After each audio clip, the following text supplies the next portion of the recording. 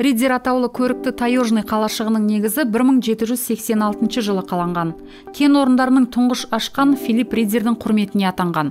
Ридзер өз кезінде президент Нұрсұлтан Назарбаев Шығыс Қазақстан деп атаған республиканың асыл тәжіндегі ең қымбат алмаздарының бірі болып табылады.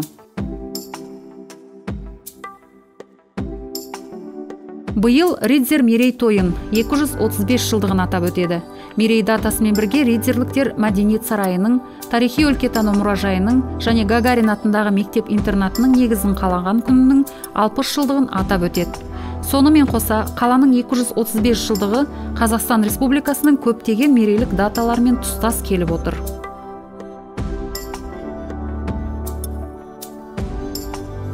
Қазақ ауыз ақындық өнерінің шеберінің Жамбыл Жабаевтың туған күніне 175 жыл толды. Ұлы қазақ ақыны қарапайым халық туралы, оның өмірі мен күрделі тағдыры жайлы өлеңдер жазған. Қазақ даласының ұлы ақыны Гомердің ақындық мұрасы әлемдік мәдениетінің рухани қазынасының алтын қорына енген. Күй қазақ халқының құнсыз музыкалық мұрасы. Көненің ғұламалары жаратқан Алла әр қазақтың жанына туған кезінде ақ күйдің бір түйірін салып қойған дейтін. Ұлы дала халқының осындай жарық өкілдерінің бірі Дина Нұрпейісова. Биыл оның туғанына 160 жыл толады.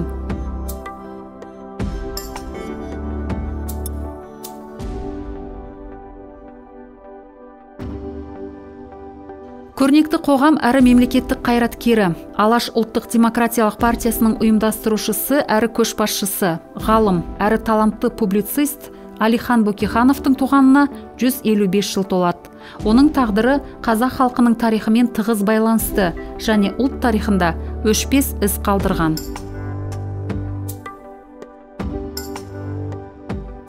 2021 жылы ұлы қазақ күрескері Қажымұқан Мұңайтпасовтың туғанына 150 жыл толады. Спортшы бүкіл өмірінің күрес өнеріне арнап, кереметте жетістіктерге жеткен ұлт тарихының тұңғышы болған. Аңыз батыр ерекше дене күшімен Қазақстанның жерін халықаралық ареналарға танытқан.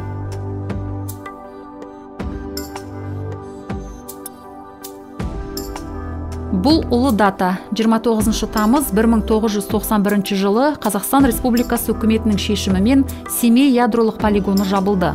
Мұнда үлкен рөлді Невада-Семей ядроға қарсы халық қозғалысы және оның көшбасшысы, ақын, халық жазушысы, қоғамдық саяси қайраткер Олжас Сүлейменов атқарған. Биыл Алматыдағы әйгілі желтоқсан оқиғаларына 35 жыл толады. Қазақ халқының әділдік үшін, теңдік үшін, ағайындық пен тәуелсіздік үшін шыққан. Қазақстанның өз тәуелсіздігін желтоқсан оқиғасынан кейін тура 5 жыл өткенде 16 желтоқсан 1991 жылы жариялағаны символикалық.